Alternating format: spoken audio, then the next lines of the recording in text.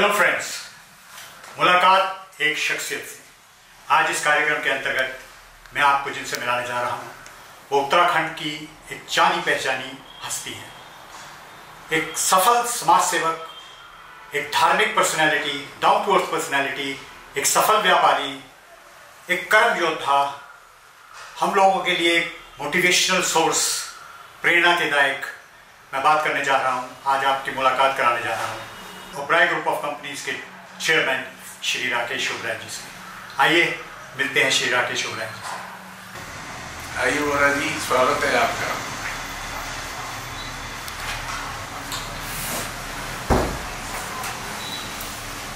आज बहुत अच्छा लगा आपसे मुलाकात करके। राकेश सर, हम आज की बातचीत शुरू करते हैं आपके पास। आप मुझे थोड़ा सा बताएंगे आप अपने बचपन के बारे में, आप कहाँ से बिलोंग करते हैं, आपकी एजुकेशन, आपका फैमिली बैकग्राउंड। 1947 में जब देश आज़ाद हुआ था, क्यूड़ा जो अब पाकिस्तान ऑक्यूपाइड कश्मीर का हिस्सा है, वहाँ से यहाँ माइग्रेट किया था। वो पहले दिल्ली आए थे और उसके बाद क्योंकि उनको माइनिंग का एक्सपीरियंस था और उनके कुछ लोगों ने, मित्रों ने बताया कि देहरादून में ऐसी लाइमस्टोन की वो खदानें हैं, तो वो उसको खोज करने के लिए देहरादून आए।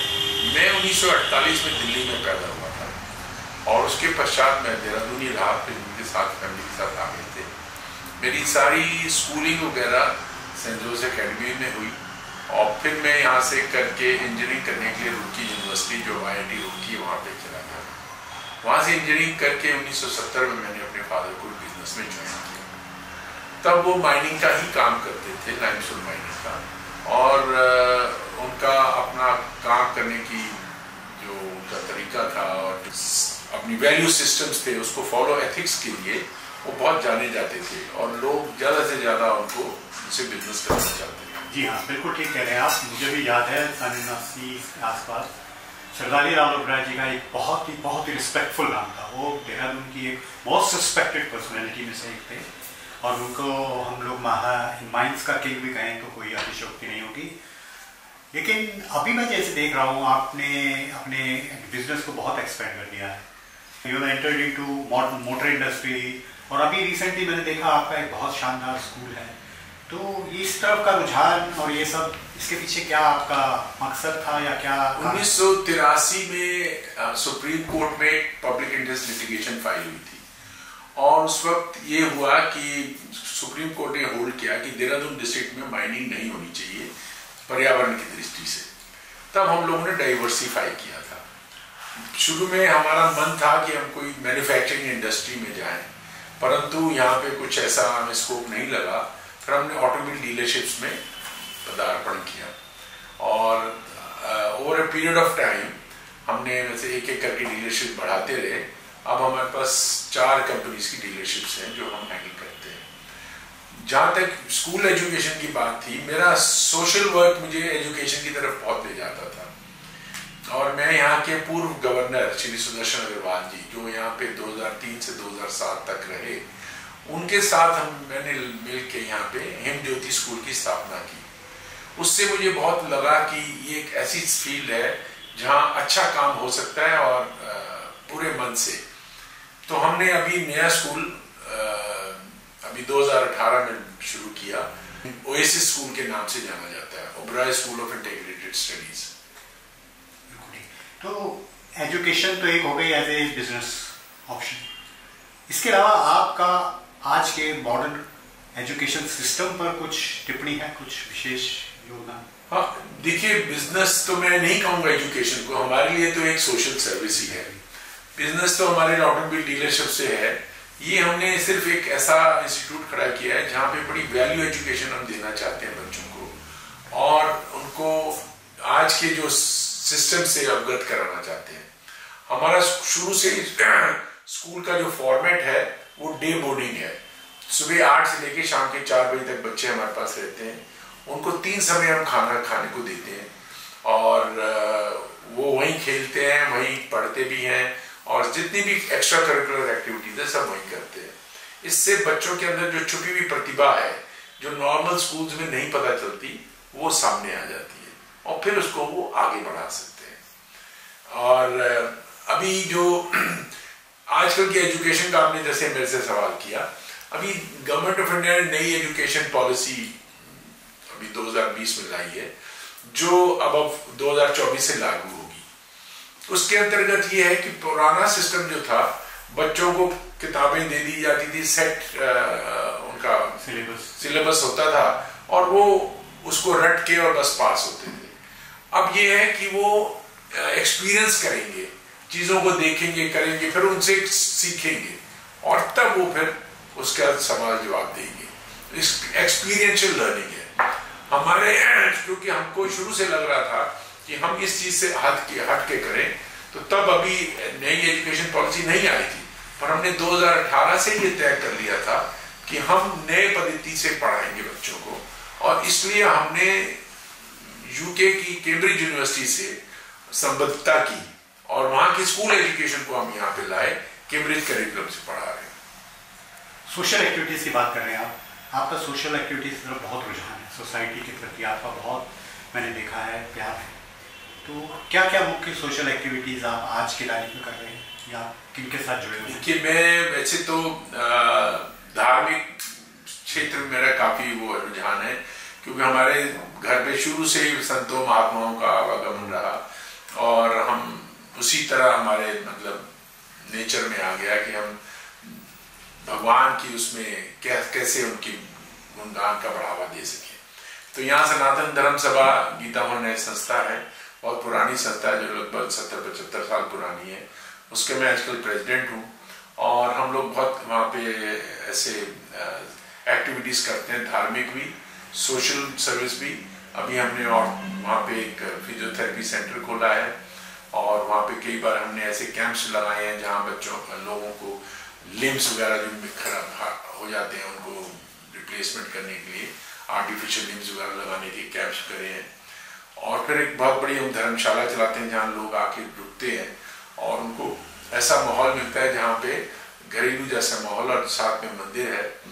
इसके साथ साथ ही क्योंकि हम एजुकेशन से भी मुझे बहुत प्यार है, तो हमने वहाँ एक लड़कियों का विद्यालय भी खोला हुआ है और उसमें इस वक्त हमारे पास 250 बच्चियाँ पढ़ती हैं, क्लास 1 to क्लास 12। उनमें से मोर देन 50% मोमेडियन बच्चियाँ हैं जो वहाँ आती हैं। बिल्कुल फ्री ऑफ कॉस्ट एजुकेशन हम देते हैं, किसी से कोई भेदभाव नहीं, और सभी बच्चियाँ जो आती हैं वो हमारे गीता के श्लोक और धार्मिक श्लोकों में का भी पाठ करती हैं और ऐसे ही धार्मिक कार्यक्रम में भाग लेते हैं। आप 4 ब्रांड का काम कर रहे हैं बिजनेस में, आपने स्कूल्स में अपना बहुत बड़ा इंटरफेरेंस है। इतना सब करने के बाद आपको सोशल एक्टिविटीज के लिए टाइम कैसे मिलता है? इसमें तो बड़ा सा इसमें सोशल एक्टिविटीज के लिए मैं समझता हूँ टाइम निकालने की बात नहीं होती है, वो अंदर मेरे स्वभाव में ही है।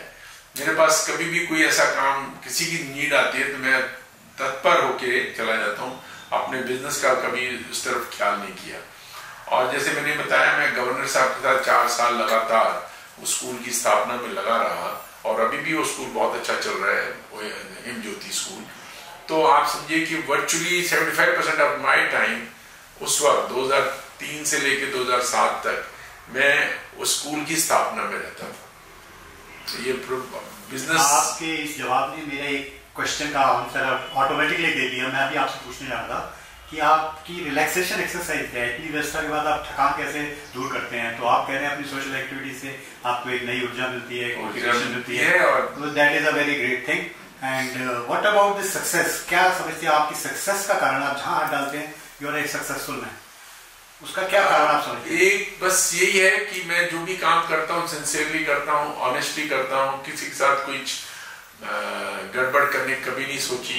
पैसा मेरा कभी मकसद नहीं रहा, वो एक बाई प्रोडक्ट जरूर है। मेरा एम है ऑलवेज सेटिस्फैक्शन। जो भी काम करूं एक्सीलेंस के साथ करूं, चाहे मेरे बिजनेसेस में होंगे, आपने देखेंगे, स्कूल में देखेंगे, जो कुछ काम किया हमने बहुत अच्छी तरह उत्कृष्ट तरीके से काम किया और उसका रिजल्ट जो आता है वो अपने आप आता है। मैं कभी उस पीछे नहीं भागता कि मुझे रिजल्ट ये होना चाहिए तब मैं ऐसा करूं। बिल्कुल ठीक कह रहे हैं आप। मैंने कई लोगों से मुलाकात किया अभी इंटरव्यूज के दौरान या कामों के दौरान, तो जहाँ भी आपका जिक्र आया लोगों ने आपको बहुत ही रिस्पेक्ट की नज़र से आपकी बहुत ही तारीफ की है। ये चीज़ें वाकई में बहुत मायने रखती हैं। चलिए हम हल्के फुल्की बात करते हैं। आपकी हॉबीज? मेरी हॉबीज या तो रिलीजियस बुक्स पढ़ना और थोड़ा समय जो मुझे थोड़ा सा भी मिलता है वो मैं घर में बच्चों के साथ बिताता हूँ। मुझे बाहर जाना के बिल्कुल शौक नहीं है। कोई फिल्म की तरफ रुझान? फिल्म भी नहीं, बस थोड़ा सा टीवी में कभी देख लिया तो, नहीं तो अदरवाइज फिल्म। स्पोर्ट्स में मैं स्कूल डेज में ही खेलता था, बाद में तो स्पोर्ट्स नहीं किया मैंने। बट हाँ, वैसे अपने आप को फिट रखने के लिए मैं मॉर्निंग वॉक रेगुलरली करता हूँ 4-5 किलोमीटर का, और उसके अलावा योगा प्राणायाम ये जरूर फॉलो करता हूँ।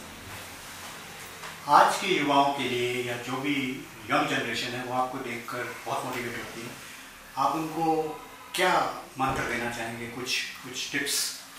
मैं समझता हूँ, देखिए आज की जो वो है स्थिति है, लोग एक किस्म भागम भाग में लगे हुए हैं, एक दूसरे को पिछाड़ने में लगे हैं, वो गलत तरीका है। हर एक आदमी को अपनी रुचि के हिसाब से काम करना चाहिए, कोशिश करे सबको अपने साथ लेके चले, जो उसके साथ है उनको साथ लेके चले, और ये कभी ना सोचे कि मैंने किसी को दबाना है, कुछ करना है। वो अपने आप रिजल्ट अपने आप उसके सामने आएंगे, और जो उसके साथी होंगे, क्योंकि कोई भी आदमी जब कहीं भी कुछ भी काम अचीव करता है वो ये कभी नहीं कह सकता कि मैंने अकेले किया, उसके बहुत सारे आसपास की एनवायरनमेंट ऐसा होता है जो उसको सपोर्ट करता है, उसके घर के लोग, उसके दोस्त, उसके यार, और वो सब चीजें यदि वो सोचे कि मैंने कर लिया, वो उसकी बहुत बड़ी भूल है। तो इसलिए मैं समझता हूँ सबको साथ लेके चले, जो कुछ काम करें यही समझे कि मेरे सब उनकी वजह से हुआ।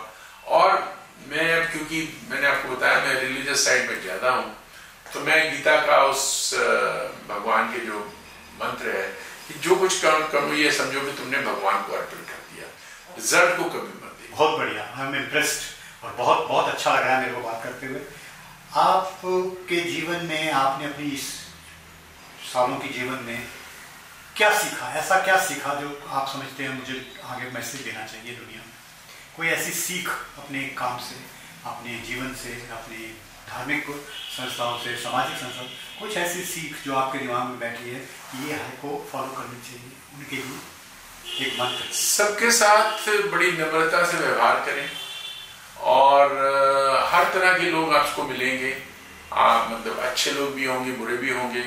मैं ये समझता हूँ कि देखिए हर इंसान में गुण होते हैं, अब उन गुणों को वो इंसान किस तरह से इस्तेमाल करे, जो अच्छी तरह इस्तेमाल करेगा वही गुण उसके सद्गुण बन जाते हैं, और यदि कोई इंसान गुणों को गलत तरीके से इस्तेमाल करे या गलत उनका मतलब निकाल के करे तो उसके लिए वो अवगुण हो जाते हैं, दुर्गुण हो जाते हैं। तो मैं ये समझता हूँ कि हम ये समझे कि जो मेरे सामने है वो भगवान का रूप ही है, उसके साथ अच्छा व्यवहार करो। यदि वो खुद अपने आप को साबित करे कि वो अच्छा लायक नहीं है, तब आप उसके साथ दूरी बना लो, बाकी किसी के साथ दुर्व्यवहार नहीं करना चाहिए। जैसे आपने अपने पिताजी श्री सरदारी लाल जी के गुणों को, उनके नाम को, उनके यश को, उनकी तपस्या को अपने अंदर ढालने का प्रयास किया, क्या यही क्रम आगे आपके बच्चों पे चल रहा है? कुछ अपनी फैमिली के बारे में बताएं। हाँ, ये मेरी फैमिली में छोटी फैमिली है। मैं, मेरी धर्मपत्नी, मेरे 2 बच्चे हैं, एक बेटा एक बेटी। बेटी मेरी दिल्ली विवाहित है, वो अपना अलग जीवन उसका चल रहा है, और उसके 2 बच्चे हैं। और मेरा अपना एक जो बेटा दूसरा यहाँ पे है, मेरे साथ ही है, आज के बिजनेस वही देखता है, उसकी धर्मपत्नी है, और उनके आगे 2 बच्चे हैं, एक बेटा एक बेटी। तो हमारा छोटी सी फैमिली है, और वैसे तो हमारे भाई बहन मेरे, उसका परिवार बहुत बड़ा है उस तरह से, बट फैमिली में देखा जाए तो बस हम यही 3 लोग हैं। पोता मेरा अभी न्यू स्कूल में पढ़ता है, तो घर में तो बस मेरी ग्रैंड डॉटर है, मेरा बेटा और मेरी बहू। और बेटा और बहू मेरा अपना हमारा काम देखते हैं, बहू स्कूल का देखती है और बेटा और सब जगह देखता है, स्कूल भी और बिजनेसेस भी। यही संस्कार आपकी हॉबीज, आपके सोच आपके बेटे पर है? हाँ, बेटे में भी बिल्कुल वो है, बल्कि मैं समझता हूँ कई चीजों में से एक कदम आ गई है। बहुत अच्छा, बहुत सिंपलिसिटी है इसमें भी। आप कोई चीज जो सपना आपका अधूरा हो, आप चाहते हो मैं पूरा करना चाहता हूँ, कोई ऐसी चीज? अब तो मैं बहुत सेटिस्फाइड हूँ, कोई ऐसा नहीं है कि मेरा कुछ रह गया और मुझे कुछ करना है।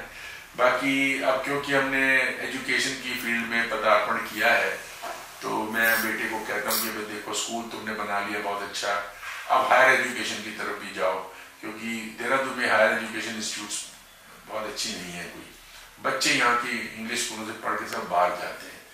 तो एक उस तरफ एक हमारी मेरी उसकी तरफ है सोच कि हम वो एक इंस्टीट्यूट और खड़ा करें, पर अब ये तो प्रभु ही कराए, मुझे नहीं पता इसके मैं क्या कर सकता हूँ, बट वो अब आपको बच्चों ने आगे संभालना है। क्योंकि मैंने इस वर्ष 21 नवंबर को ही 75 वर्ष पूरे करे, तो 1948 में पैदाइश होके अब 2023 में। So I am a fully satisfied person, मेरी कोई ऐसी डिमांड नहीं है, कोई नीड्स नहीं है, बस मैं ये कहता हूँ जब तक रहूँ समाज सेवा करता रहूँ, लोगों को खुशियाँ दूँ, दैट्स ऑल माय। आप जैसे पूर्ण पर्सनैलिटी, पूरा व्यक्तित्व जो है अपने आप में एक एग्जाम्पल है समाज के लिए, हम लोगों के लिए, सबके लिए।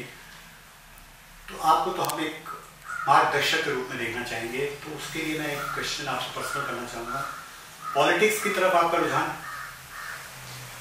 पॉलिटिक्स में मैं रुचि तो बहुत रखता हूँ, और देश की पॉलिटिक्स, किस तरफ देश जा रहा है उस पर बहुत मेरा ध्यान रहता है, परंतु एक्टिवली अपने आप को पॉलिटिक्स में इन्वॉल्व नहीं करना चाहता। वैसे एक समय मुझे मौका मिला था जब मैं यंग था, मेरे फादर भी थे, तो मुझे विश्व हिंदू परिषद का यहाँ का वेस्टर्न यूपी का प्रेसिडेंट नॉमिनेट किया गया था, और फिर उसके बाद उत्तराखंड बना, तो उत्तराखंड का भी फिर मैं प्रेसिडेंट रहा, और मेरे को बहुत ये प्रेशर था कि मैं एक्टिव पॉलिटिक्स में आऊँ, चाहे इलेक्टिव पॉलिटिक्स में आऊँ, चाहे मेयर के लिए आऊँ या और किसी इलेक्शन में लड़ूँ। फिर मैंने अपने आप को पीछे खींचने, मैंने कहा नहीं, मेरे बस की बात नहीं है, मैं नहीं कर सकूँगा। तो बाकी मुझे शौक बहुत है पॉलिटिक्स का, मैं पूरा पता रखता हूँ कि देश में फॉलो करते हैं तो कौन पॉलिटिशियन क्या करते हैं। आपके धार्मिक एटीट्यूड पर आपकी टिप्पणी? देखिए, हम लोग धर्म ही हमारा आधार है, जो मैं कहूँ, और यदि आज हम खड़े भी हैं तो धर्म के ऊपर ही खड़े हैं। अब धर्म से मतलब ये नहीं कि मैं हिंदू धर्म हूँ या कोई ईसाई धर्म है या मुस्लिम क्रिश्चियन धर्म है, उससे वो मतलब नहीं होता। धर्म हमारा स्वभाव होता है कि हमने कैसे रहना है, और हमारे गुरुजी कहते थे कि जैसे अग्नि है, उसका धर्म है तपाना, बिना तपाए की वो रहेगी नहीं, और बिना तप के अग्नि बेकार है। आप आग को यदि कहेंगे कि तू ठंडी हो जा, तो उसके तो धर्म खत्म हो गया। इसी तरह जल का धर्म है वो गीला, मतलब आपको वो देना, और उसमें से वो जल तत्व निकाल लोगे तो वो क्या रहेगा। तो इसी तरह इंसान का, हम लोगों का धर्म है इंसानियत, और हमको हर एक के साथ अच्छा व्यवहार करना चाहिए।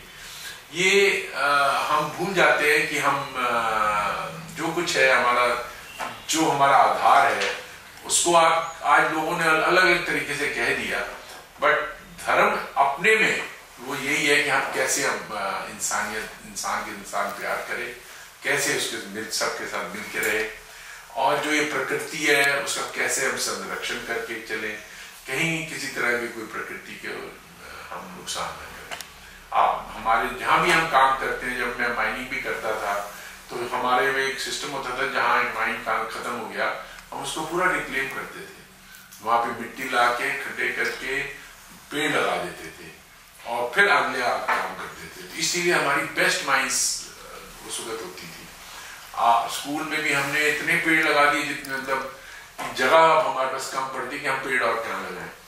घर में भी आपने देखा होगा, हमारे घर में हरियाली खूब रहती है, मेरे बेटे को भी बहुत प्यार है, मेरी बहू को भी, पेड़ों से सबको हम लोग चाहते हैं कि हरियाली खूब रहे, और प्रकृति के साथ हम छेड़छाड़ न करें। हाँ, प्रकृति जब कुछ डेवलपमेंट का काम होगा तो जरूर थोड़ा सा होगा, पर उसके साथ साथ उसके हमको कंपेंसेट भी करते रहना चाहिए। खेती बाड़ी आपका शौक है? खेती बाड़ी भी हमारा, हाँ, वो मेरे पिताजी से ही हमको विरासत में मिली थी, क्योंकि वो पुराने थे, उनको गाय पालने का बहुत शौक था, खेत भी थे, तो हमारा भी यहाँ थोड़ी सी छोटा सा फार्मिंग है, और हमने अपनी गाय भी रखी है। जितनी भी हमारी सब गाय हैं सब देसी गाय हैं, साहिवाल गाय है, A2 गाय जिनका दूध होता है, और 40-50 गाय हैं जो अपना दूध होता है। कुछ हम स्कूल में इस्तेमाल करते हैं, कुछ घरों में, या कुछ इधर दे देते हैं। खाने का शौक? खाने का हमारा सात्विक खाना है, हम बिल्कुल नॉनवेज नहीं लेते, बच्चे थोड़ा सा कभी कहीं बाहर अंदर जाएं तो ले लेते हैं, बट उनको भी ज़्यादा शौक नहीं है खाने का। आपका फेवरेट फूड? मेरा फेवरेट फूड बस दाल कुछ भी, एनीथिंग, मतलब ज़्यादा मसाले नहीं, घी नहीं, कुछ नहीं। What about reading activities, writing? Reading writing में कुछ? रीडिंग तो मैं बताया, मुझे धार्मिक पुस्तक पढ़ने में बहुत शौक है, बट राइटिंग का तो मैं इतना नहीं करता। तो मेरे में बहुत विचार आते हैं, मैं कभी कभी डिक्टेट करा देता हूँ, लिखा देता हूँ, और मेरा बड़ी इच्छा करती है कि भाई मैं कुछ ना कुछ अपनी जो हमारी हिस्ट्री है मेरे फादर की, ये चीज़ मैं लिखाऊं, बच्चों को बताऊं कि भी कैसे त्याग था, कैसे संघर्ष था, कैसे वो यहाँ तक पहुंचे। Who is your role model? Role model तो एक से मेरे फादर ही रहे हमारे, तो उसके बाद हाँ जी। और धर्म में आपके आइडल? वो राम, भगवान राम को मैं ज़्यादा। कुछ कहना चाहेंगे आप, जो चीज़ आप समझते हैं मैंने अभी नहीं कही, कन्वे करना चाहेंगे, कुछ बताना चाहिए? नहीं, आपने एक प्लेटफॉर्म है आपके पास। देखिए, मैं ज़्यादा तो लेक्चर नहीं कर सकता, बट हाँ मैं ये समझता हूँ कि आज देश में इतनी हम लोग आगे जा रहे हैं, मतलब मैं थोड़ा, क्योंकि जो भी है हम आज हैं तो इस देश की वजह से ही हैं। हमारे देश ने हमको बहुत कुछ दिया है, और चाहे हमारे जो बुजुर्ग थे उन्होंने बड़ी संघर्ष किया, अपना खून पसीना बहा और उस देश को आज आज़ाद कराया, और फिर वो आज़ादी के बाद लोगों ने बहुत संघर्ष किया। आज इस स्थिति में है कि हम बहुत आज़ादी की सांस लेते हैं, पर हम कभी कभी इसको मिसयूज करते हैं। मेरा बस यही कहना है कि लोगों को जहाँ अपना हक की है बात, हक तो आपको पूरा मिलना चाहिए, पर अपनी जिम्मेदारी को नहीं भूलना चाहिए। जो हमारा कर्तव्य है हम उसको भुला देते हैं, कि कोई नहीं सोचता कि मुझे ये मेरे को भी फर्ज है कि मैं कुछ ले रहा हूँ किसी को, मुझे वापस भी देना चाहिए। ये एक नेचर का जो मेन वो है कि आदान प्रदान, मतलब पेड़ कितना भी है कुछ नहीं मांगता आपसे, फल देते ही देता है, और हम उसको भी काटते हैं, उसी को गलत तरीके से करते हैं, तो वो गलत है। कभी बाथरूम में या लेटे हुए या खेती करते कोई गाना गुनगुनाया आपने? थोड़ा सा गुनगुनाइए, कुछ दिमाग में आता है बोलते बात करते। गाने तो पहले बहुत स्टूडेंट डेज में पहले कभी गाते थे। क्या गाना था कोई? अभी तो मैं बस मन में राम की धुन लगी रहती मेरे मन में। कभी कोई गाना नहीं गुनगुनाते?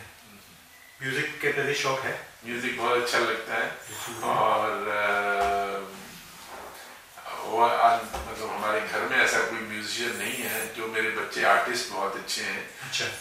वो मेरा बेटा भी, बेटी भी, और अब मेरा पोता बहुत अच्छी ड्राइंग करते हैं, पोती भी करती है, मतलब वो उनके अंदर एक है, मेरे में नहीं है वो, मैं नहीं कर पाता। परंतु म्यूजिक का भी हमारे घर में कोई नहीं है, इंस्ट्रूमेंट वगैरह कोई बच्चे नहीं करते, और बट मुझे अच्छा लगता है जब म्यूजिक हो। और एक मैंने देखा है, जब भी लाइट म्यूजिक चल रहा हो तो मुझे काम करने में बड़ा अच्छा लगता है कि बस म्यूजिक बैकग्राउंड में चल रहा है, मैं काम करता रहता हूँ। बहुत बढ़िया, बहुत अच्छा लगा आपसे बात करने में। ईश्वर आपको स्वस्थ करे, स्वस्थ रखे। आप व्यापार के साथ साथ शिक्षा के प्रचार और प्रसार में बढ़ोतरी कर रहे हैं, और इसी के साथ आप बढ़ चढ़कर धार्मिक और सामाजिक क्षेत्र में अपना महत्वपूर्ण योगदान दें। इसी तरह आप सब नए लोगों को, नई जनरेशन को एक प्रेरणा देते रहें, उनके लिए मोटिवेशनल का सोर्स बनते रहें। इसी के साथ मैं आपका बहुत बहुत धन्यवाद करता हूँ। Thank you very much. Thank you sir.